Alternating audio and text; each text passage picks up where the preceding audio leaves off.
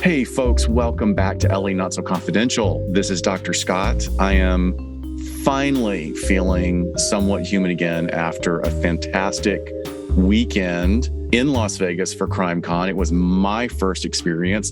I was luckily with the much more experienced Dr. Shiloh, who was there. What do you mean by that?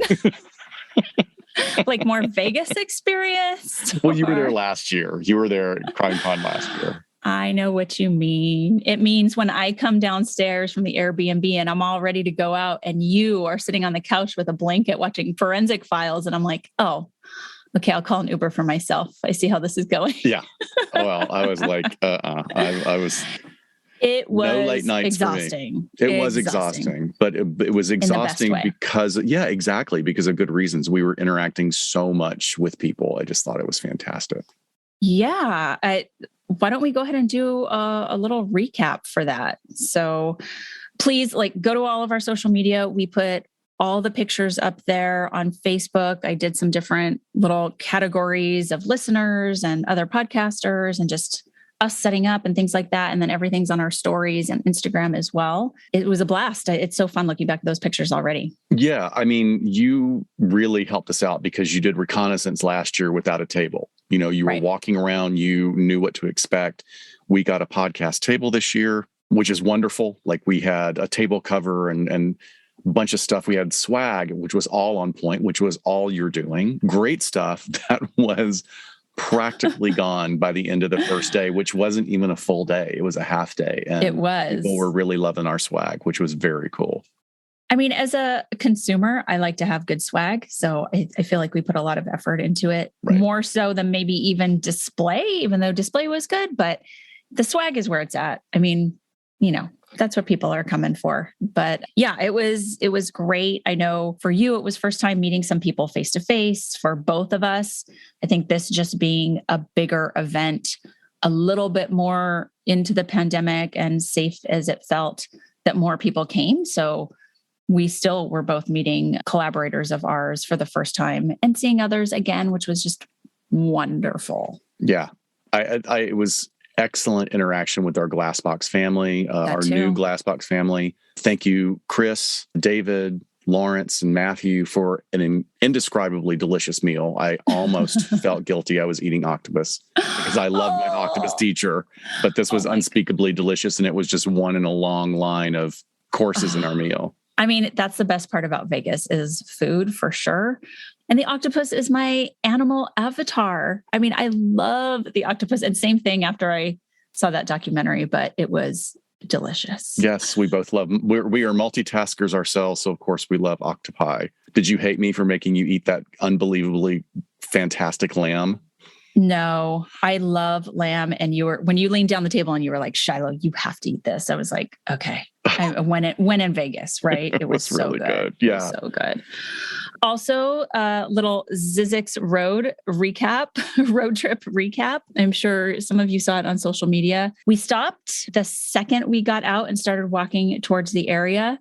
There were people from the Desert Studies Center already walking towards us. Yeah. And I was like, they do not look happy. So I told Rebecca and Shannon, let me handle this. I got this. And I just approached them and basically asked what we were able to see and what we could do to be respectful. And they said, you need to stay on that side of the rope, which is the public trail. You cannot be over here. And of course, all the good stuff was on the side that we couldn't be on. So we really didn't get to see much. We got to take a trail that walked around the Lake Tuende, and take some photos of the buildings and the sign. The Boulevard of Dreams sign is either still there, or I don't know if they put it up again. But we saw a little bit. It was a little bit of a bust, though. So I would just advise people it might not be worth it, because it's not like you can go see the mineral baths and all of that stuff that still exists. I think people have been very disrespectful in the past, and so they're a little bit more protective. Yeah, they're more protective. It makes sense. I mean, it's cool that you got to see a bunch of other stuff, though, and you were I flew in because, of course, I was not cut out for a road trip coming back as much as I was going there, but. You guys had a great time and great memories and great pictures. Yeah. Overall, wonderful time. Thank you for everyone who came and talked with us, whether you had listened to us before whether you newly found us through other shows or were just chatting with us and asking who we were for the first time. It was wonderful meeting everybody. Aside from that, our walking tour is coming up on June 4th. All of our walking tour spots are filled with huge thanks to our Patreon members who are showing up for it. So thank you everyone for that. It again just means we have to plan more of these and try and get more people out. That's for sure. I think the idea though is, this has to be a somewhat small group. We can't have more than 15 or so folks. So it gets filled up quick. Exactly. So that's exciting. We wanted to continue with our habit of giving a recap of our last episode. If you didn't listen to the last episode, we covered exactly what Dr. Shiloh was referring to, the lore of the Mojave Desert and Zizek's Road, cults, quacks, and concoctions. We discussed the king of quacks, Curtis Springer, who brought his evangelical wellness cult to California and settled in the desert of the most famous road on the way to Vegas. So be sure to check out episode 94 if you want to hear about all the weirdness that is of the California desert, or at least some of the weirdness. Yes. Yeah. You can't possibly fit it all into one episode. Right. All right. So for today, episode 95, we've been sitting on this topic for a while. Yeah. It was something that was also suggested actually pretty recently in the last few weeks by our Twitter friend. Hey, Braun, how are you? And over the weekend at CrimeCon, I was able to go to one session. I went to very few. You didn't go to any, did you? I didn't. I was nailed to the table because I really wanted to meet people. But I just realized we bought 2 sets of passes. I can go back and watch all of those online. They're available. Oh, yeah. Online. Yeah. I was like, absolutely. That's great. So I can do it virtually.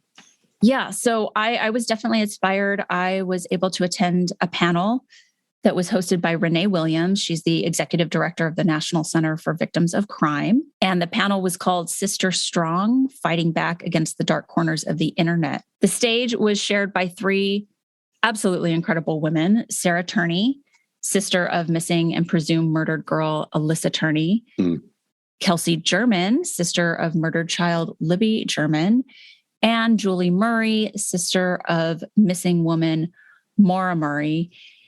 And they spoke about what it has been like to advocate for their sisters via social media and the dark sides of that, and how awful, just absolutely awful people are in their conspiracies, in their victim blaming, in their just wild torture, and just being hurtful to be hurtful. Yeah.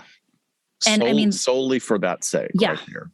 Yeah. So the whole time you're sitting there going, what the fuck? Like, just why? Like, it's literally sitting in the audience. I could hear the murmuring of people just going, what is going on? And why? And so, this episode was born, it was a no-brainer. However, even though we might make brief mention here and there, we're going to pull back from the niche of what they were talking about, like the true crime and people who troll against people in the true crime space, and explore this from a bigger perspective.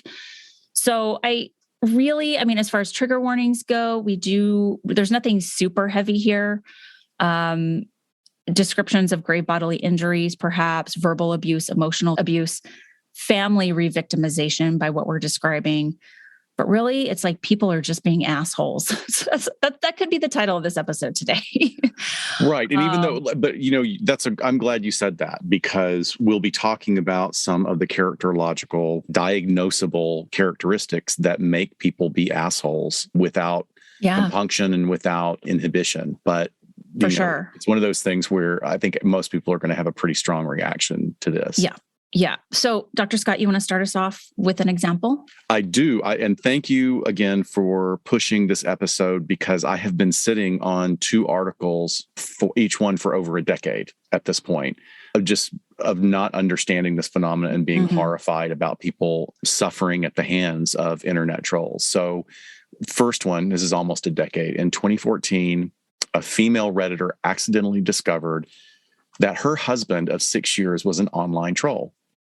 Wonderful, wonderful marriage. She really, really thought that he was the guy. And here's a direct quote from the original post. He left the browser open on our laptop after we went to work this morning. So I go to work after. So I usually hop on, do my things on my real account. I was disgusted by what I found. My husband is a troll, a really fucking nasty troll. He leaves horribly mean comments to all kinds of people. They're filled with racist slurs, awful insults. He tears into fat people, ugly people, etc. He loves to troll around places like our progress pics to discourage people. He's even sent private messages to people to call them names. He calls women who post on Gone Wild sluts and whores and the C word. That's me not saying it. I was horrified, completely horrified. Wow. This is just, I can't, I'm like putting myself in her shoes. I can't either. Like that kind of reveal would be horrific. Yeah. And to add even more horror to this discovery in her sense of emotional betrayal, she attempted a gentle confrontation with him, which was absolutely minimized and deflected by him, resulting in basically a refusal to cease the activity. And the original poster goes on to describe additional cruel postings her husband had made, including telling young women to kill themselves and telling teenage girls, whom she would describe as cute, telling them that they were fat and that they were stupid. Now, when she asks him why, his response is, I don't know. And he went on to say that he didn't really perceive the people as real. He described his actions as nothing other than a joke. And that if it hurt anybody's feelings, then those people have bigger problems and it's not my fault.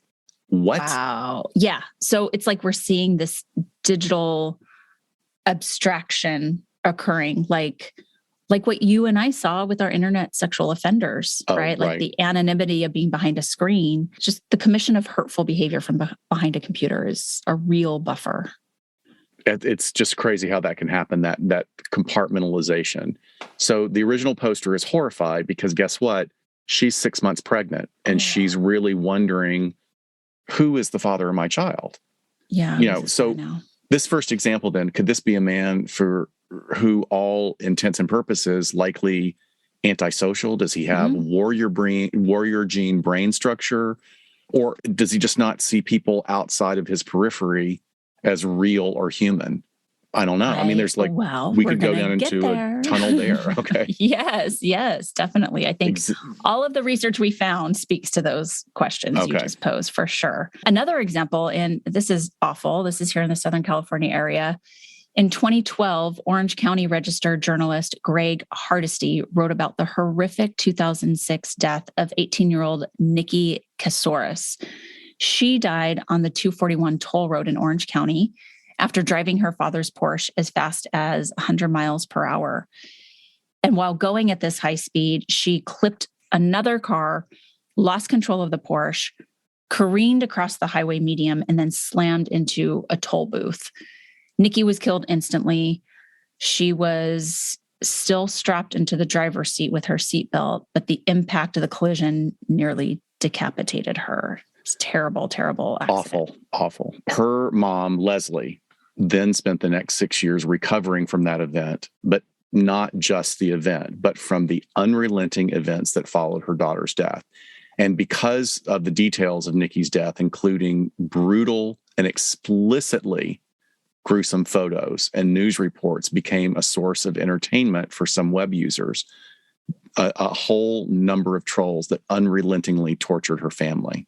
Yeah. And in the week after the accident, as her family attempted to cope with her death, grisly photos of Nikki's remains began emerging and circulating online. And what was even worse were the hateful messages that accompanied these images. There was even an entire MySpace page that was allegedly a tribute to Nikki that led the viewers to pages that exposed the images. So basically, someone created this tribute page. There's a link there. You click on the link and it takes you to these images. And guess who leaked the photos? It was the California Highway Patrol who had responded to the accident. Awful. Eventually, the California Highway Patrol accepted responsibility for the release of the images that had been released by more than one employee.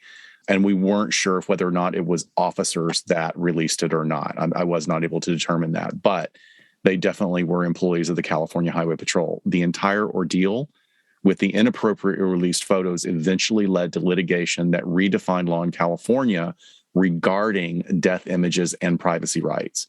So at least now we have California's Kobe Bryant law, which bans first responders from taking unauthorized photos at a crime scene, which the idea behind that is that then they won't possess them and then they won't release them, which it's terrible that we even have to make a law for this. But good for his wife for suing and getting this law passed. I mean, it's bullshit. And absolutely it's infuriating as, a former first responder and someone who works in that industry that people are doing that sick shit.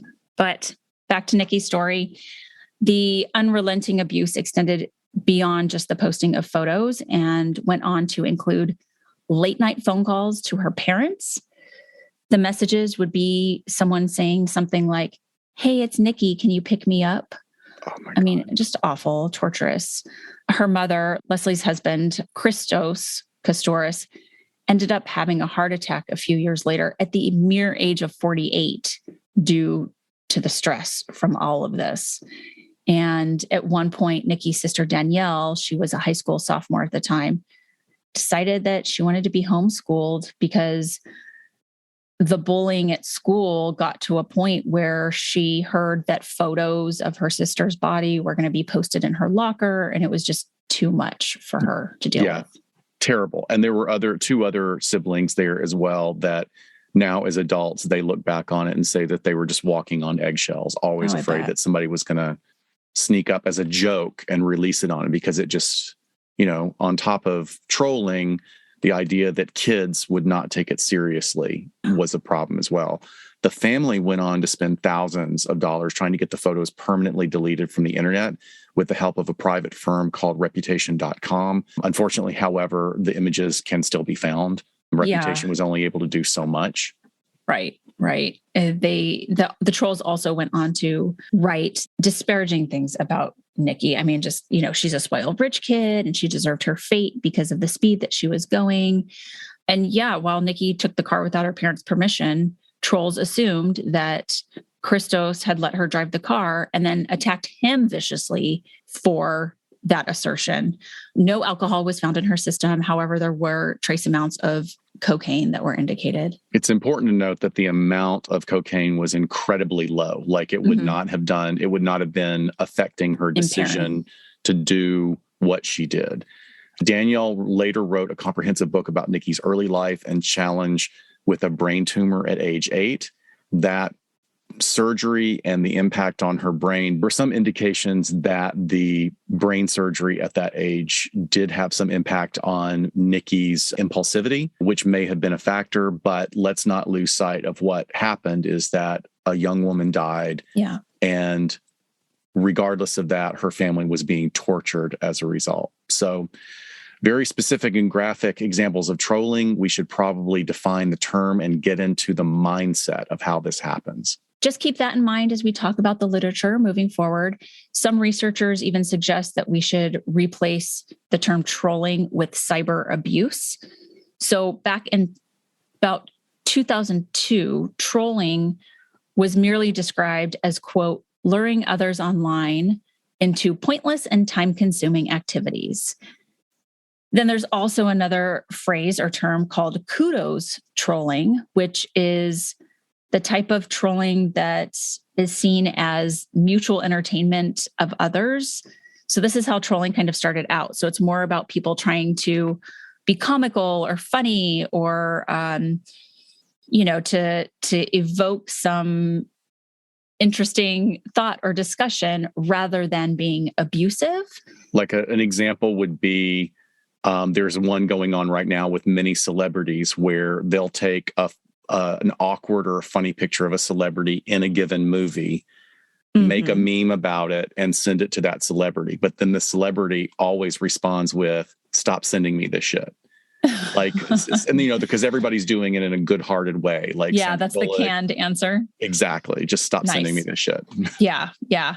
And by contrast, there's the term internet flaming, which describes online behavior with the hostile intentions. Right. So that's categorized by profanity, obscenity, and insults that can inflict harm to a person or an organization. And now that we have some actual research, online trolling, we have found, we like the definition, that is a repetitive, disruptive online deviant behavior by an individual toward other individuals or groups. So with the definitions I went over, it kind of falls more in line with the old term of flaming, which has just sort of been replaced by trolling at this point. Right. But it's great that it narrows it down like that. I like that. Remember, the act of trolling is not necessarily always about targeting a single individual for the purposes of malicious attack. The term also refers to the actions of non-anonymously calling attention to outlandish, inappropriate, or foolish postings of people, corporations, businesses. You'll see examples of this when a politician or a political group posts something that is pretty patently misleading or false or just plain out bugfuck crazy. And the response then is ironic and sarcastic posts that emerge to point out the hypocrisy or the fallacy of the original post. But for today's show, we're concentrating on acts that are malicious, cruel, and targeting single individuals or their families. Yeah. So I think everyone can kind of see the reason we have to hone in here, because there's such a wide variety of shitty behaviors online. Absolutely. Yeah. It's a spectrum, right? Like everything. So this perpetrator, the internet troll, can be described as a member of an online social community who deliberately tries to disrupt, attack, offend, or generally cause trouble within the community by posting certain comments, photos, videos, or other forms of online content, like you mentioned, memes, or other manipulated or generated images. And as far as behavior goes, a 2021 research paper published in the Journal of Experimental and Basic Medical Sciences opines that trolling is pretty parallel to the 4 characteristics of bullying. It's 1, aggressive and negative. It's 2, repetitive. 3, there's a real power or perceived power imbalance between the parties that are affected. And 4, it's aimed at some sort of specific goal or motivation, which we will talk about in a moment. Right. So what are some of the goals that the troll would have, or we'll call them the troll goals? The troll goals are to make personal attacks, to construct comments out of accusations, to refuse to be professional or nice online, to post assumptions about you or the subject matter being discussed, emphasis on assumptions, most of them intentionally false, to refuse to speak the truth regardless of any and all evidence of dialogue, disobey online rules, which gets them thrown off and they create new profiles. They always find a way to come back, to intentionally use crude and inappropriate language, and to post at a rapid pace, like a machine gun. Just post, so that you're taking up a lot of space on that page. So let's break down some of the categories and examples of types of trolls. Can we just take a moment to acknowledge what a great term the label troll is? It's so appropriate. It is. It's a great term. I always thought that it was stemming from the Norse or Celtic mythology of like this sort of monstrous lumbering entity that demanded payment to cross a bridge or an area of land, but it's a little more complex than that. It comes from fishing, actually. More exactly, the trailing of a baited hook to see what's going to bite at that hook. So although online scholars acknowledge that it also really does do a great job of capturing the image of the trolls of Scandinavian mythology that are maybe hiding out under a bridge and, you know, demanding payment. That's what I choose to picture in my head. Okay. But anyway, we're going to try and stay on track here with the terms, because there's also other separate categories of like cyberbullying, which, as we said, the definitions are so similar but not agreed upon. And Scott and I were talking about this before we jumped on to record, of just, we can split hairs, but also we feel like this is still very evolutionary and in process. So we're going to try not to wander down too many other paths that are parallel to trolling specifically. Right. So types of trolls. We have insult trolls. We have persistent debate trolls, profanity trolls, all caps trolls, show off trolls, death threats. What else? Well, we have the conspiracy trolls that are out there, right? So Obviously, what comes to mind is the Sandy Hook truthers. And that is somebody who believes, against all of the evidence, that the killing of these 26 elementary school students and teachers in December of 2012 was a staged or false, what they call false flag attack, orchestrated to clamp down on gun rights. For example, the family of Victoria Soto, she was the 27-year-old teacher who died shielding the children from the gunfire, had been the target of a particularly unrelentless truther on Twitter. And they would complain to Twitter and he would get suspended. But then, it was a game of whack-a-mole because he would just start a new account and come back. And, there's just not a lot to be done. We'll talk about the legality behind it, but they attempted to trademark her name to try and have more control over this. But it's just, again, an example of ways in which people are suffering already. And then there's just more that gets layered on top of that. And this example that you're providing is also could spin off into another shard, because conspiracy itself indicates that there is a different belief system going on. Yes. So, Alex Jones, who started the whole false flag movement in this particular, he knew what he was doing. And he said multiple times, I was just, I was just saying, and I don't really believe that stuff. And now, of course, he's going through a lot of legal actions as a response, which is great. But activate the Venn diagrams of overlapping psychopathologies. We also have a category called revenge porn trolls. In 2016, a Data and Society Research Institute in the United Kingdom found that 1 in 25 Americans were harassed through revenge porn. That's an incredibly high. It was shocking to me when I saw that. The poll found that individuals aged 15 to 29 are the most likely to report being threatened with the sharing of a nude or nearly nude image, which is a 7% occurrence. For those people that are aged 30 or older, the incidence was 2%. And then another really concerning part of this trolling is that bots are now being used to automate trolling or the spreading of opinion. So then again, that's another tangent to go off on, which is bot farms in other countries. Of the 314,000 accounts tweeted 2 weeks prior to the UK referendum on European membership, 15% were heavily or entirely automated. That's frightening. Because that is social engineering right there. Mm-hmm. Indeed. Some other things that are troll adjacent would be doxing. Doxing is the act of publicly revealing previously private personal information about an individual or an organization, usually via the internet. You and I both know of true crime content creators that this has happened to. They have had to move their families to different homes because they have been doxxed.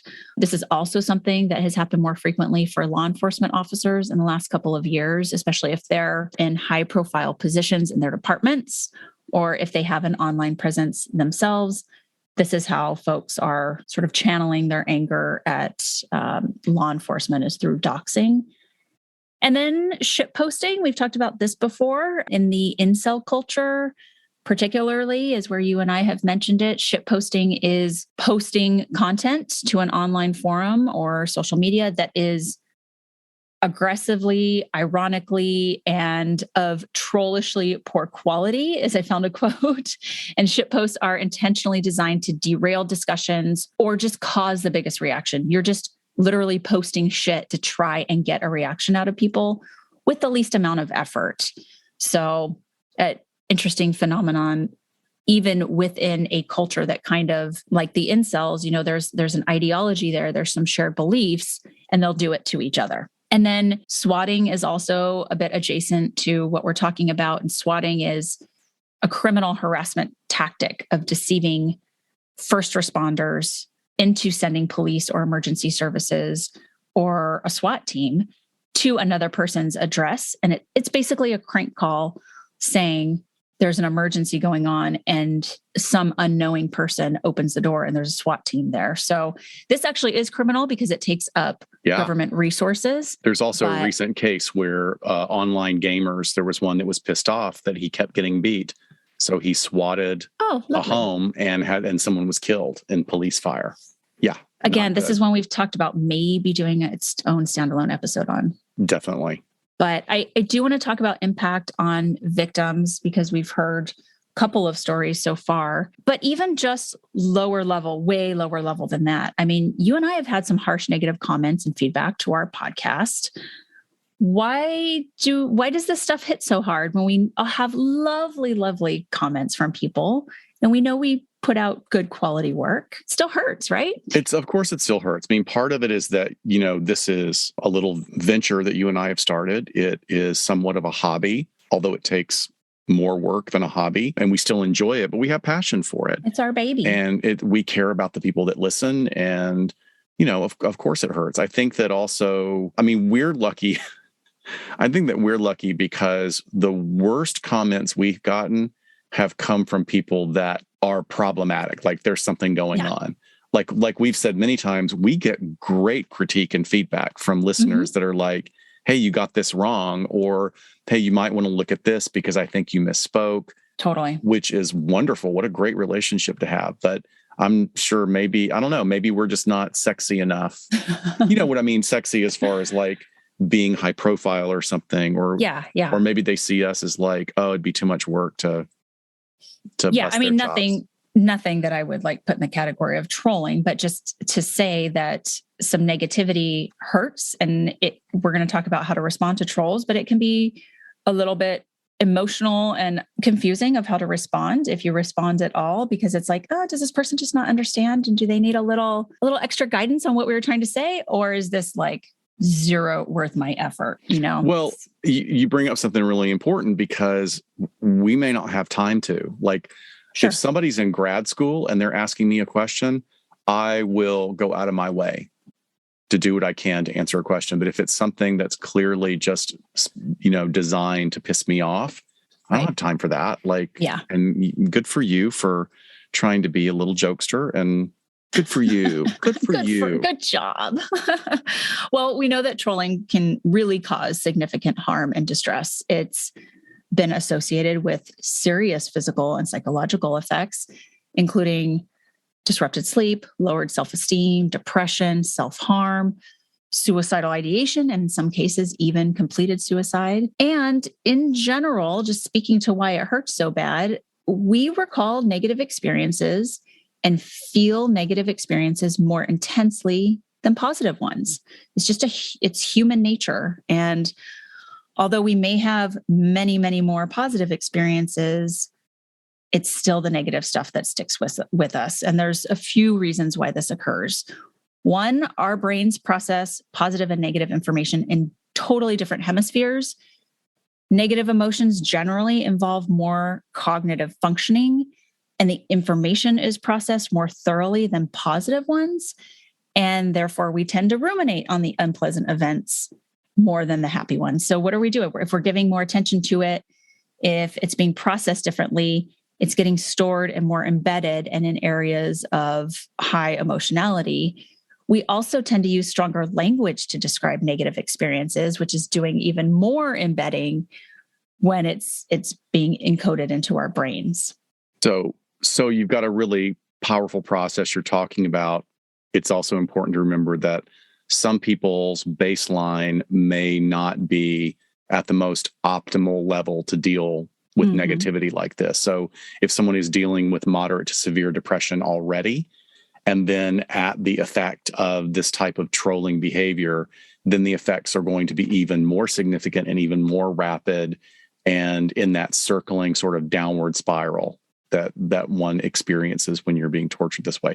Look, there's also the phenomenon of loss aversion, and this has been really well demonstrated in many experiments in which participants gained or lost the same amount of money. So the distress that participants expressed over losing money was way greater than the joy that the other group experienced with the gains, which is why, even though we were in Vegas, I don't gamble, because I absolutely hate losing money. I hate it. Yes. And there might be an evolutionary basis for this. We know that those who are more attuned to bad things would have been more likely to survive threats, and consequently would have increased the probability of passing along their genes. So this speaks to a lot of things. This speaks to hypervigilance in trauma survivors. This speaks to generational trauma. But essentially, survival requires us to have urgent attention to possible bad situations, but less urgency with regard to positive ones. So that's just for survival. Yes, absolutely. So a little bit about why this just hits different when it's this negative intel that is personal to us. Yeah. But let's talk about psychopathology and dive into the good psych stuff here. Absolutely. So motivation. So there has to be motivation present, and that may the biggest, but why for folks? I mean, why does someone feel like they have to do this? Okay. So according to various opinions, these motivational sources can stem from boredom or attraction, the allure that trolling is a phenomenon and wanting to be a part of that. It's their version of fun, generating conflict, gaining reputation, or treating it like a game that they can compete in, which then allows them to discredit others, experiencing psychological fulfillment, taking revenge, loneliness, curiosity, and then just straight up malevolence. Yeah, there's a lot of motivational factors there. So when we talk personality traits, I think I should mention here that Dr. Avita March seems to be the leader in this area. Much of the research is done by her. She's a senior lecturer and researcher of psychology at Federation University in Australia. And essentially, the literature is broad when it comes to personality traits of trolls. Some like to cite the dark triad, which you and I have talked about many, many times in different episodes, plus adding a factor of sadism. So let's look at these for a moment, because we're going to look at the traits of these labels that seem to contribute to trolls' behavior. And those are psychopathy, and they're citing specifically lack of regret and empathy. Narcissism, looking at the selfishness and self-obsessed pieces. Machiavellianism, really the willingness to deceive and manipulate others. And then with sadism, this idea that the person enjoys the suffering of others. And adding this fourth component is known as the dark tetrad. So I don't want to just take this at face value. I want to break it down a little bit, because some of these factors are real diagnoses, some are not. And therefore, there isn't a strict criteria of how we measure this within individuals. So if we take psychopathy, for example, not a diagnosable mental health disorder, according to the DSM, but we know that it exists and we can measure it with an assessment tool. But it takes a lot more than just a lack of regret and empathy to call somebody a psychopath. We want to be very clear about that. Right. So I would say that the lack of empathy and regret are probably present for trolls, but many likely wouldn't meet that full criteria for psychopathy. I mean, it's a pretty big standard to have that label put on you after you are properly assessed. I like how you frame this about the diagnosable versus not diagnosable because it's not in the DSM. I think it's almost like let's look at the expression of behaviors. Mm-hmm. So we're going to borrow a bit from this, a bit from that. And it might even be a completely different set of factors from those four elements that then, constitute this type of personality. So similarly with narcissism, we don't think that they're saying that every troll meets the full criteria for narcissistic personality disorder. But like I said, they're likely to have some flavors of the disorder that fuels their online behavior. Right. And then Machiavellianism falls more into the category like psychopathy did, in that it's something we know is a thing, although not as robustly as psychopathy. And there is a measurement tool for it out there. But bottom line, it's not a diagnosable disorder. And I like that this is included because I really think that Machiavellianism is more about how the person communicates to get these needs met. So I actually think it fits really nice here. It's about manipulating somebody. Yes. But what we're talking about here is all communication, right? It's it might be one way. It might not be getting an immediate response, and it's not in real life. It's the tool that's being used, right? Yeah. That in this picture. So I think it fits. So sadism is the interesting added piece here, because according to the DSM, sadism is only in reference to a sexual disorder, being sexually attracted to the infliction of pain onto others. But it's not necessarily what they're talking about in regards to trolls. So this really falls within the layman's term of how we use the word sadism in everyday life. Yeah. Yeah, exactly. I mean, we call people sadists all the time. We're not necessarily talking about sexual attraction. But it looks like in the emerging research that the most powerful predictor of trolling was sadism. And this indicates that the more someone enjoys inflicting pain, emotional or physical, on others, the more likely it is that that person will engage in trolling given the right opportunity and means. So this is added in there, hooked in there on top of the dark triad. And it seems like it's for good reason because it's a pretty good predictor of this behavior. There was also research conducted out of Canada that looked at online behavior of individuals, and they also administered them some personality assessments. And the results showed that those who said trolling was their favorite or most common online behavior had the highest scores on the dark tetrad scales. Here's a statement from the paper, quote, "In fact, the associations between sadism and gait scores were so strong that it might be said that online trolls are prototypical everyday sadists." Wow.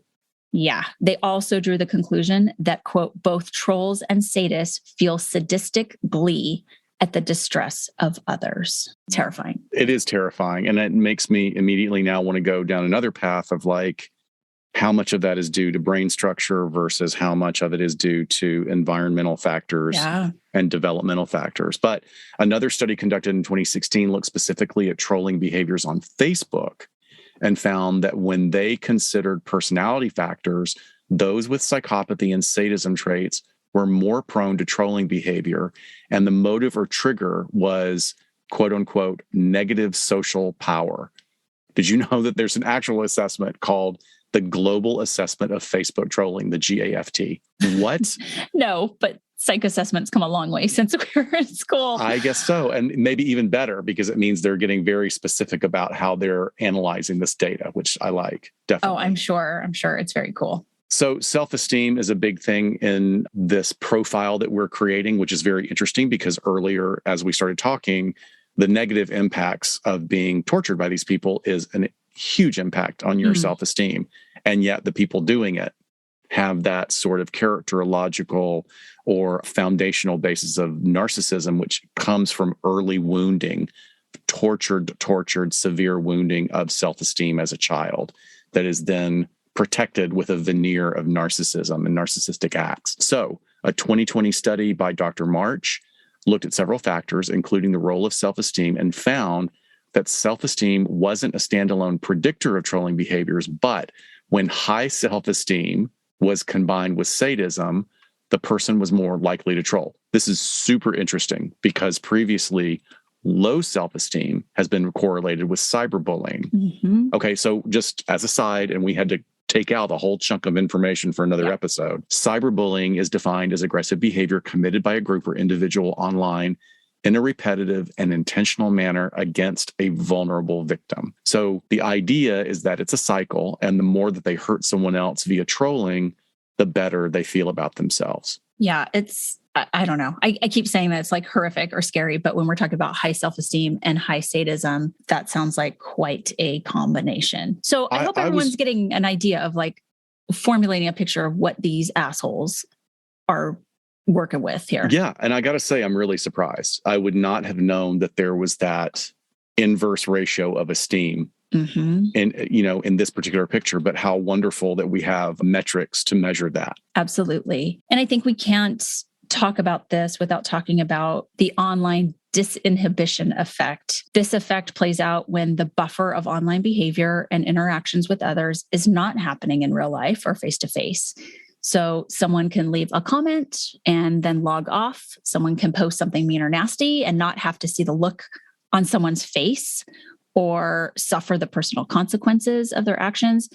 There's generally no immediate response, which also signals to our brain that we don't have to be in a state of arousal to like get ready to be defensive or, okay, I said this thing to someone, now what? That just doesn't happen with someone who's sitting behind their computer. And what this does is it ends up desensitizing our associated feelings with these behaviors that otherwise would probably be there. So essentially what you're saying is that it ends up creating a sense of freedom that leads to reduced or little behavioral restraint at all. Exactly. Wow. So you can have those that feel more brave to post hurtful things without consequence. But there's also, like we said before, in the motivations, there's like this competitive nature to it as well, where essentially inflicting suffering ends up equaling success in their eyes. So again, the anonymity is just wild when it comes to the internet. And it's so interesting and blows my mind every time I look into the research. Yeah, this all immediately takes me back to when we were working with the offenders during internship that had such profound and deep cognitive distortions about their behaviors when they were seeking out and collecting child sex abuse images. Like the mental gymnastics to this day blow me away. Well, it's exactly like when you and I were starting to learn, oh, this is a game to a lot of them. Like getting a collection of images of one specific victim, when they were talking to their peers online, oh, you can't find image number 6 of that series. Oh, I'll find it for you. No worries. Like it was just a game. It was really, really, it was so many parallels here to that. But yeah, and that actually is stimulating another part of the limbic system that is tied into survival. Collecting, hoarding is a real kink about survival as well. But what a toxic mess. What a toxic mess. So let's put these components together. If someone has the motivation, perhaps they're triggered by a beautiful woman because they faced rejection in their life, and then they already possess traits of the dark tetrad. And then you have the anonymity of posting a terrible thing to her social media. That's going to make them come full circle and feel in control without having to suffer any consequences. So that's what this could really look like here. So they could feel like they've been victimized by rejection. Sure. And they're justified in acting out in this way. That's, I guess, what's still hard to wrap my head around is that people do this to other people, to victims and their families. Like, what's the motivation in the case from the top where Nikki was killed in a car accident? Right. I mean, or the Sandy Hook victims. I mean, it's one of those sort of the eternal question that people always ask us, or when we do lectures or we teach or we do podcasts about why do people do these things? That's very meta. I am myself taken out of my education and my training because it's so alien to, like, the idea of getting joy from hurting someone else emotionally is just like, it's so alien to me. It is. Like, even just seeing Sarah and Julie and Kelsey up there, 3 amazing women. Unbelievably amazing and strong and resilient women who strong to share their story too. Just amazing. Right. And so here's what I have to say about it. I mean, I'm opining that there's likely a trigger there, although it might not be obvious to us, like something like, rejection. It could just be the attention that they're getting, if it's being misogynist or who knows what. But I would venture to say the folks that are re-victimizing these victims' families are just really high on those factors: the psychopathy, the narcissism, the Machiavellianism, and of course the sadism. So the motive is like kind of mildly interesting. The anonymity of the internet's mildly interesting. I think the dark tetrad is going to be the sweet spot for these particularly disgusting people. Yeah, I agree. All right. Should we talk about some criminal cases here? I'm going to start with a very disturbing case out of Florida. So on Mother's Day of last year, 13-year-old Tristan Bailey was found stabbed to death in St. Johns County, Florida. And the next day, her schoolmate, 14-year-old Aiden Fucci, was arrested for her murder. She was found less than a half a mile from his home and also at the end of the cul-de-sac of where she lived. And his DNA was found on her body. According to police, she was stabbed 114 times. Additionally, when investigators searched Fucci's home, they found a knife sheath for a buck knife, a pair of wet white Nike shoes with blood on them, a t-shirt with blood on it, a white piece of paper with handwriting with possible blood on it, a pair of wet blue denim jeans in a laundry basket.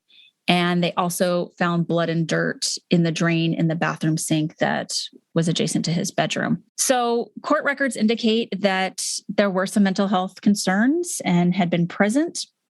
However, his attorneys have not asked for a competency evaluation. His girlfriend had reported in court documents that he hears voices, and he did mention in court at a particular hearing that, quote, demons were going to take away his soul. Interestingly here, his mother has also been charged, and she's been charged with tampering with evidence because she allegedly was washing the blood off of his jeans when he was down at the police station being questioned when Tristan was just still a missing person and they had not found her body yet. So back to the trolling issue. Within a week of Tristan's murder and the arrest of Fucci, the local news outlet WJXT TV received hundreds of messages on social media from people reporting posts from users claiming to have been part of the death of Kristen Bailey. So the TV station is getting messages from people saying, go look at these social media posts because there's a bunch of people claiming to have been part of this. Kind of wild. So deputies have a lot on their plate. They're trying to investigate Tristan's murder, but they're also started investigating the post because it has to be a parallel investigation. I mean, they have to look into this stuff to see if anyone else was involved. But quickly they determined, okay, most of the accounts had nothing to do with this incident.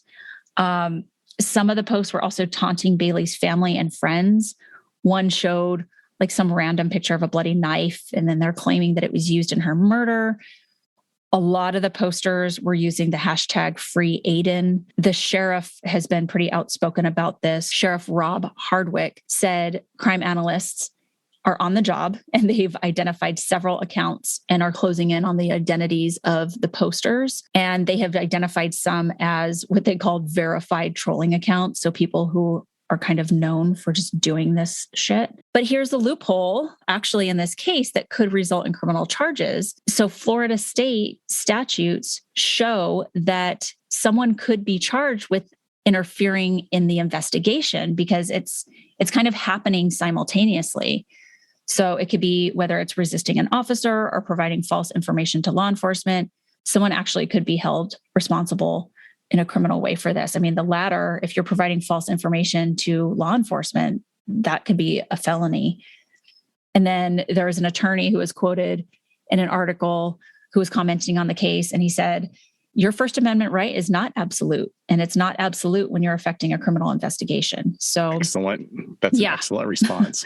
If anything, just to kind of make people think twice about it. But speaking of social media and trolling, there's also this weird social media element to this case where the sheriff's office has confirmed that there was a Snapchat selfie taken by Fucci and then posted by him when he was being taken to the police station to be questioned. And it's a picture of him holding up a peace sign. And then in the caption, it says, hey guys, has anybody seen Tristan lately? And when the image was posted, like I said, the suspect was being taken to the police station. They had not found Tristan's body yet. People were responding like, hey, dude, you were the last one with her, Aiden. You know what happened to her. So it's like purely like 13 and 14-year-old bullshit happening here. You know, you're not only is this horrific crime happened, but now we're kind of documenting it even as the perpetrator. So his trial is set for November of this year. The charge against him is first-degree murder. Like I said, his mother is being held on those charges as well. Not the murder charges, the tampering with evidence charges. And there is a GoFundMe account set up for Bailey's family, a memorial fund. So we'll definitely put that link in the show notes if you feel like contributing. But just an awful case. Then you have this trolling on top of it that's taking up police resources. And then you also have this sort of social media element to it as well. Hey, you know, if that can be any kind of deterrence to people trolling, then more the better. I mean, that's interesting. That's because we've given several examples today, including another one, and each one sort of inhabits a different place of this universe of trolling. So the one that I had also been thinking about for years, this was back from 2011, Carol Gelder entered her 14-year-old daughter Lauren's bedroom, and she found her daughter deceased from what the coroner later determined to be an enormous seizure, despite her being diagnosed with mild epilepsy. And so, although there was an outpouring of sorrow from friends, family, and community on Mother's Day of that year, she saw that on one of the memorial pages was a photo of a horse and a cart pulling Lauren's coffin with the words, "Happy Mother's Day," splashed across the street. Oh, God. I know. Over the next month, Carol was then subjected to increasingly sadistic messages, such as pictures of Lauren with a dialogue bubble that said, "Help me, mommy, it's hot here in hell." Carol would report the post to Facebook, and they'd be taken down very quickly, with even more appearing within hours. So grief-stricken, Carol went to Lauren's grave to cry and share with her daughter, "I can't protect you from this," which is just heartbreaking to hear. However, in this case, and this was in the UK, local police were able to identify the troll as a 25-year-old Sean Duffy. He's an unemployed male. He was described by locals as a loner. It was later determined that he is on the spectrum and had some other mental health issues. And he was sentenced to 18 months in prison for persecuting not only Lauren's family, but also 3 other families of dead children. Duffy was responsible for also posting a video of the trampling of a number of school children during an accident on school grounds. And he set the video to the theme music for Benny Hill, which is very fast-paced, comedic. Uppity, yeah. In addition to the 18-month incarceration, Duffy was given a 5-year antisocial behavior order to prohibit utilizing social network sites like Facebook, Twitter, YouTube, Bebo, and MySpace. I had never heard of this. Why can't we get this in the US? An antisocial behavior order. That is a great idea. So any attorneys out there listening, please get on that. Get on that, will ya? Yeah. Duffy was also mandated to supervision that requires him to inform police of any means to access to the internet that he obtained. So if he's got a phone, he has to register it for monitoring. If he has a home computer, all this. I tried to do some follow-up to see where he is today, and he's completely disappeared. Well, I think, going back to the antisocial behavior order, I'm sure that is just sort of weaved into like his probation or whatever. Because, we have that here, especially with people who have committed crimes online. Like, you can't use the internet if it's unmonitored.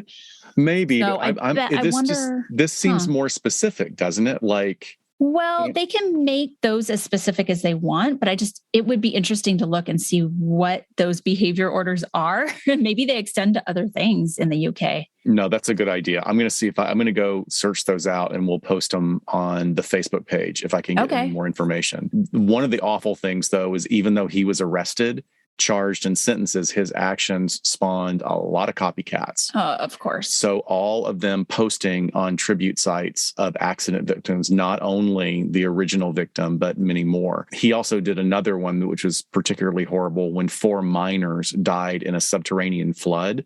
A memorial site was trolled with so many horrible comments. One of his saying, "I'd rather be a dead miner than Welsh," because there's a real cultural phenomenon in the UK of sort of treating the Welsh citizens as bastard stepchildren. It's really not nice at all. We love the Wales. I love the Welsh. I love the Wales and the Welsh. In the same year, 17-year-old Horatio Chappell died on an expedition to Svalbard, Norway. And the trip was organized by the British Schools Exploring Society, and due to poor management of equipment and protocol, the young man was pulled from his tent by a polar bear. Oh my God. What a horrible way to die. Just a horrible way to die. And shortly after the memorials were posted, trolling began making obscene jokes about the event. So the good thing is that as a result of all of these events in the UK happening within a relatively short window of years, there has been pushback. In Northern Ireland, there's a man who goes by the name Michael Fitzpatrick. Not his name, because he really, really fights back against these trolls. He has been studying a phenomenon that he has named rest in peace trolling. So it's specifically trolling memorial sites and victims of horrible deaths. Like I said, Michael's not his real name, and he's taken his goal of identifying these RIP trolls so seriously that he has had to have his identity scrubbed from national rolls. Mm-hmm. Michael spends up to 3 hours a day diligently monitoring troll movements, as well as collating and organizing clues that the trolls leave behind. In the case of Duffy, he noted that the victim's eyes were all defaced and replaced with swastikas, which is even more like Hannibal Lecter type stuff, Oh, God. Or even not as well organized as Hannibal Lecter would have been. Michael successfully collected 2,000 screen grabs of the worst trolling incidents in the United Kingdom as evidence for the police, and that led to the identification of 12 rest in peace trolls. Good. So here's a quote from him that I found particularly helpful. First, I was in shock. I was so outraged, I decided to act. There are no gray areas when it comes to torturing the families of dead children. Thank you. Very Michael, plain and to the point. Yeah, you're doing the Lord's work. So Michael has gone so far as to directly interact with the trolls online. Despite threatening their identities are going to be revealed, they still don't stop. So what he found, and this is not a psychologist, this is not a researcher, this is a citizen activist, and he is, taking the war to the internet. He discovered that far from being lone outcasts, trolls tend to be acting primarily in highly organized sects. So organizations, sects, meaning SECT, small groups that often have links to child pornography. Huh. Isn't that interesting? Going back, that collecting thing. It's like the collection of sadistic acts almost. Yep. So he goes on to say that a common trait that they share is believing that they have a God-given right to hurt people. Sometimes they will claim to have been bullied, and so they're redressing the balance. What marks these people out is that they lack remorse or empathy, ding, ding, ding, ding, ding, and, frighteningly, believe that the world should suffer for their entertainment. Wow, this guy's anecdotal observations are spot on. Absolutely, absolutely. The Daily Mail interviewed a self-professed troll online, and his only concern was that his activities were being interrupted by the reports to Facebook. And here's a quote from him. I have had about 45 people yelling at me about dead miners, and I didn't even kill them.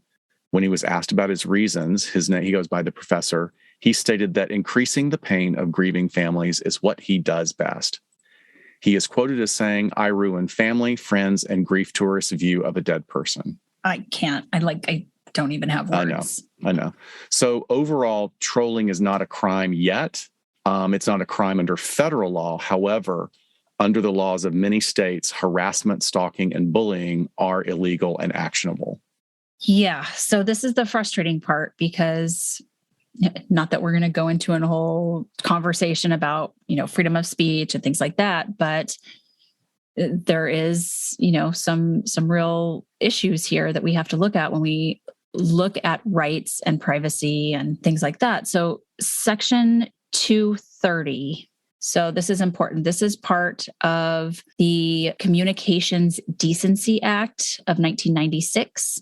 It's a U.S. code, so it's a federal code, and it provides websites, blogs, and social networks that host speech with protection against a range of laws that might otherwise hold them legally responsible for what their users say and do. So if you think of it this way, Section 30, it allows Yelp to host reviews from whomever.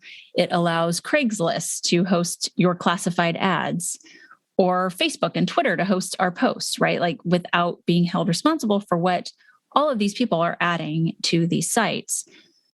Without Section 230, websites and internet service providers would be more expensive, they would have less efficiency, and they would likely be censored, like way, way more censored than what we have now. We also have another thing to consider, which is the right of publicity.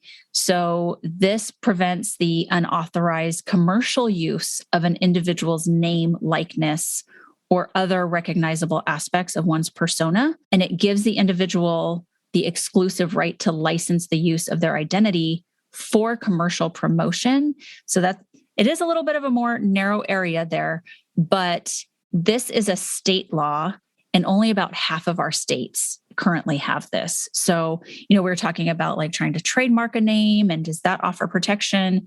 It might under the right of publicity, but it depends what state you live in. Absolutely. Yeah, and that can be wildly different from state to state. Wildly. Oh, yeah. Exactly. It could be narrower even in every state. So Section 230, however, doesn't apply to intellectual property and has gone back and forth in court over whether or not intellectual property falls under the right of publicity. So as you can see, this all stems from people who have been harassed by trolls trying to find different loopholes to help protect them, not even necessarily to punish the other person, but to help protect them and their rights. So I know I'm going down a rabbit hole, but I just thought these were important to talk about. There's also the Zarin precedent. And in 1995, a man by the name of Ken Zarin started receiving harassing phone calls. And it turns out that someone had used his real name and his phone number to try and sell t-shirts right after the Oklahoma City bombing that said, "Oklahoma, what a blast," splashed across the front of it. Jeez. So these ads, it's 1995, were placed on AOL, and he tried suing AOL and lost. And this is now known as the Zarin precedent. And all the rulings of this nature since generally fall back on this precedent. But the thing is, we've really come a long way since 1995, and the internet was in its infancy at that time. So that being a brand new law written when we didn't know what the hell trolling would even be at some point, a lot of people feel that it's very archaic, but judges love it because they can just say, "Oh, here's the precedent. Nope, I'm dismissing all of these cases based on this one thing that happened in 1995. I don't like hearing that. I know. It's frustrating because we've talked about before how everything is moving so fast now. It's hard for the legal system to keep up with the ever-evolving permutations of offenses that people can commit. Absolutely. Now, to follow up on what you're saying, while there's no current federal law in the U.S. that prohibits online harassment, 35 states and Washington, D.C. have enacted laws with more legislation also in process to attempt to curtail or reduce this type of harassment around the country and increasingly around the world as well. In 2016, a jury awarded a Virginia man and his family $1.4 million in a civil judgment, which at that time in U.S. history was the largest ever in an internet trolling case. Mm-hmm. And that's pretty recent. That's only, a handful of years ago. This particular case was a trial by jury, which I think probably helped a lot because the jury found the perp, who was an internet troller, liable for 3 counts: stalking, defamation, and intentionally inflicting emotional distress. Good. I think that's actually pretty progressive of the jury and the legal system to find that. So it's nice that there is precedent continuing to be set that, is evolving along with the nature of the crime. Oh, yeah. The civil side always is more progressive than the criminal side. So I'll take it. Yeah, great. Now, swinging back to the issue of swatting, this perpetrator also included swatting. So just to drill down into sort of a palatable, bite-sized definition, swatting is intentionally misleading emergency and law enforcement services to a specific location under the premise that people are in danger or a crime is being committed. In this case, the troll was able to have a SWAT team sent to his victim's home, resulting in false charges being filed against that victim. And of course, the false charges being particularly grievous, he had alleged that the target was molesting a minor female. So, of course, law enforcement is going to be loaded for bear going out there. I just want to dispel how this would really happen. With firsthand knowledge of how a SWAT team responds to an incident, it's probably not going to be a full tactical SWAT team that responds. There's always going to be a first responder. So something like a molestation in progress, we're not going to send the SWAT team for that. It's going to be, cops on patrol at that time. I think we get this idea in our head and we see the images of a SWAT team stacked outside the door. There are very, very strict criteria of when a SWAT team goes out. And it's because patrol has already analyzed it. They've probably been out there for 3 hours. And if it fits a criteria, we know this person has a weapon. We know they're endangering themselves or someone else. Then the SWAT team will roll out. I just don't want our listeners thinking that SWAT teams are like running around to all these calls, because they certainly are not, especially not in a big city. Right. Sorry, I'll get off my soapbox. That's okay. No, that's very good. There's also, in the United Kingdom, they're really leading the way. It seems like they're probably about a decade ahead of us with this legislation, and that stems from the Duffy incidents about, a little over 10 years ago. The law shifts the focus to the harmful effect, quote unquote, of a message rather than whether it contains indecent or grossly offensive content, and then assessing criminality. So it's talking about the effect rather than the content of what it is. So that's an interesting and progressive way to look at it. There's also a knowingly false communication offense that criminalizes sending or posting a message that the perpetrator knows to be intentionally false with the intention to incur emotional, psychological, or physical harm to the likely audience. So as an example, government sources give the examples of anti-vaxxers spreading false information that they know to be untrue. And I got to tell you, having come, as the world have been through COVID in the past couple of years, and seeing licensed medical professionals getting up and spewing nonsense, and a lot of it intentionally so that they can shield their own treatments. I would love for this to become a big movement in the US to address all sorts of faux medical advice. It'll never happen. Never happen. No, there's no way. There's too many interests and there's too much state control when it comes to regulating medicine. Yeah, no way. So this particular example does include possible criminal charges. So there's not a whole lot specifically in entertainment media about specific trolling. We may, when we circle around in another episode about cyberbullying, we can definitely give some very good examples, but we don't really we have documentaries on trolls. I did a quick search and there seems to be a lot of like B movie, like horror movie, teen stuff that's like about trolling, and it wasn't even worth my time to review for you guys. Yeah, I don't think it is. I mean, I do think that this documentary Troll Inc. is very interesting because it's about hackers, basically hacktivists, utilizing online trolling to disrupt government agencies. And they're doing it as a political statement or an anarchist statement, anti-government statement, for what they feel as maybe corporations or media as having too much overt control of social narratives. So then that trolling becomes the tool that's used to make a political or a personal statement. So how might one handle the trolls? I mean, this is certainly a personal issue, I think. We can talk about our little negative comments, how we handle those, but that's different than the real trolling and the real harm that's caused. And, something that Sarah Turney talked a lot about on the panel was the idea of starving the trolls.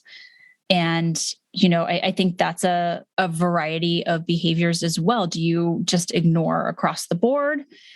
Or, do you generally not engage? But I think there's all different types of ways that people who are victimized by this choose to react because they feel like they're getting a little bit of the power back. And again, personal choice. And if that's something that you feel is appropriate, then by all means, it's up to the individual. In that Facebook study that we mentioned before, it was indicated that showing the troll that they have upset you may only reinforce their behavior.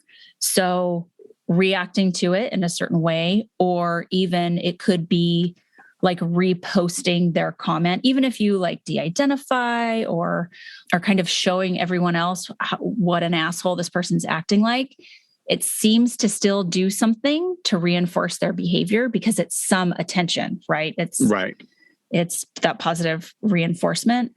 Even with like negative podcast reviews, I know there's podcasters out there that will like post the review and be like, what a jerk. It's worth zero of my energy to do that. I have never felt the urge to want to like put someone on blast for giving it a 1-star review or something like that. Well, I mean, we've laughed about a couple that were so absurd that they were worth like holding up to a light because they made no sense. Like that was, I would say, I intimately understand this desire to defend myself or for people to defend themselves. And I understand that it's futile. when we think about the psychological makeup of the people that we've been describing, there's literally no change in their minds or making them feel bad about what they did.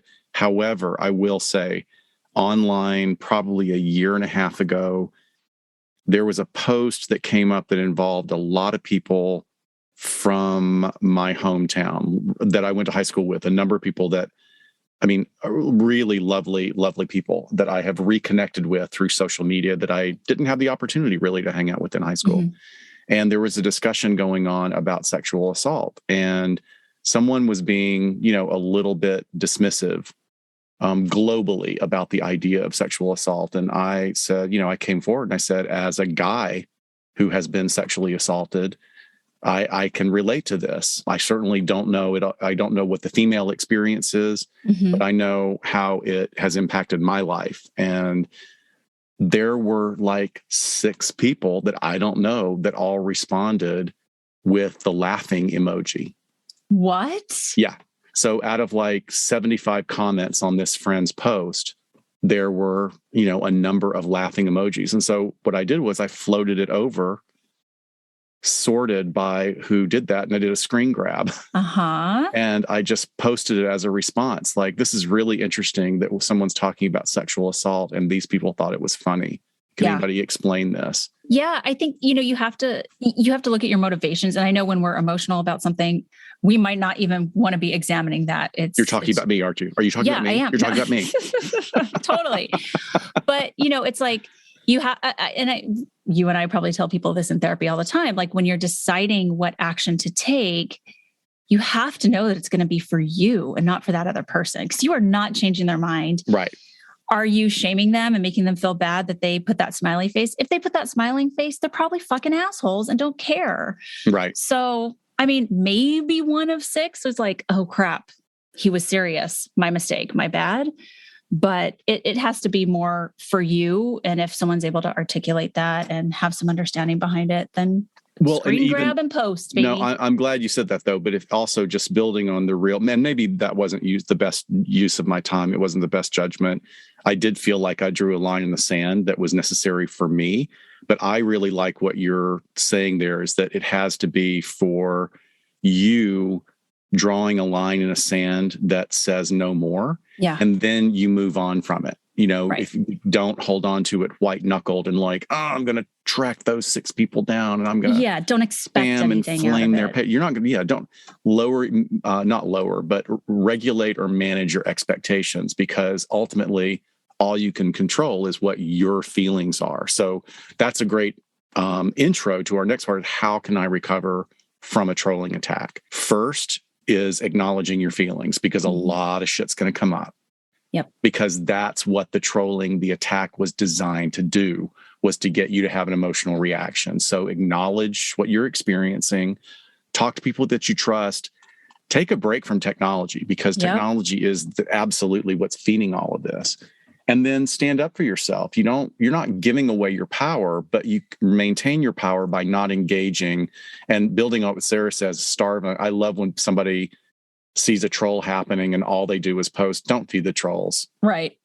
Which is so sort of, well, aren't you cute? We're not going to do that with you. Yeah. And then this sounds a little bit controversial, but stop thinking like a victim. Don't re-traumatize yourself by white knuckling it.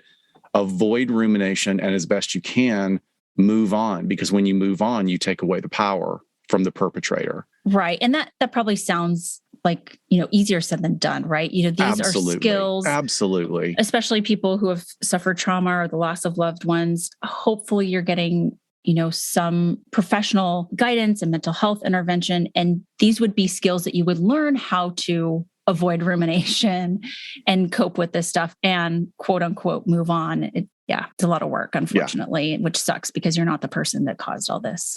But I mean, I'm not going to say that like there's a silver lining, because it's not a silver lining, but every opportunity like this that is a challenge is also an opportunity for you to find meaning in that experience. And, as I've integrated my skills as a therapist with my many years as a therapy client, I do take the opportunity to go, wow, I'm getting triggered. This really lit me up. Mm-hmm. What was the mechanic here that lit me up? What was the phrasing? What was it? Did it shoot at my sexuality? Did it shoot at my background? Did it shoot at the friends where am I getting triggered? Because I can learn from that. I can use that to help control and manage my thoughts and focusing on healing. So just some points there. I think these are actually generalizable to many other issues or many other challenges in our life, but use that if you can. I agree. All right. Another great episode in the books. So this month, there's going to be limited content as we ramp up to bring you our weekly content starting in June. So you're going to get an announcement with more details on that later this month in the feed. So you'll just know exactly what to expect from us. Additionally, for that same reason, and because Scott and I are both traveling this month, we're only going to have one Get Vocal, which is going to be on Saturday, May 28th. And we'll be talking to author Jamie Gehring, who wrote the new book, Madman in the Woods, Life Next Door to the Unabomber. So exciting. Excited for that. You guys know we love a good Unabomber chat. So pick up a copy to prepare for our conversation with her about her experience growing up on her family property that surrounded Ted Kaczynski's cabin and her interactions with him. So where are you traveling this month, Scott? I am heading to Blue Ridge, Georgia to spend a wonderful, wonderful weekend with family. And I'm very much looking forward to it. Very nice. Very nice. I'm going to be going to West Point. I'm going to a graduation at West Point in New York. How cool. I know. So we got a lot of work to do. Gonna pop a couple of vacations in there. And I guess we'll see you guys brand new with some brand new episodes in June. So summer is upon us. Absolutely. You'll see us on social media. As always, we'll be posting things on Facebook, interesting follow-ups to this episode, conversations. So please feel free to join in. And we will see you next time on LA Not So Confidential. Bye, folks. Take care. Have a great month. Bye. We sincerely thank you for spending some time with us today. LA Not So Confidential is part of the Crawlspace Media Network. Each episode is hosted, produced, and written by Dr. Scott and Dr. Shiloh. Our podcast production editing and sweetening magic is handled by the multi-talented Jason Usry of Ear Cult Productions. The LA Not So Confidential theme entitled Cool Vibes Film Noir is used via a Creative Commons Attribution license. Cool Vibes is composed and performed by Kevin MacLeod, who graciously allows us to use his great music. Please check out his amazing work on YouTube. All of the resources for each episode can be found on our website at la-not-so-confidential.com. You can find us on Instagram at LA Not So Podcast, on Twitter at LA Not So Pod, and on Facebook at LA Not So Confidential. Please hit follow so you never miss a new episode. Lastly, we'd be honored if you joined our Patreon at patreon.com/LA Not So Podcast, so you can be the first to be notified about upcoming live events, social gatherings, and super cool swag coming your way. Thanks for listening, and please join us each Saturday afternoon following the episode drop for a live streaming and very interactive broadcast on Get Vocal entitled Behind the Couch. Thanks for listening, and join us next time.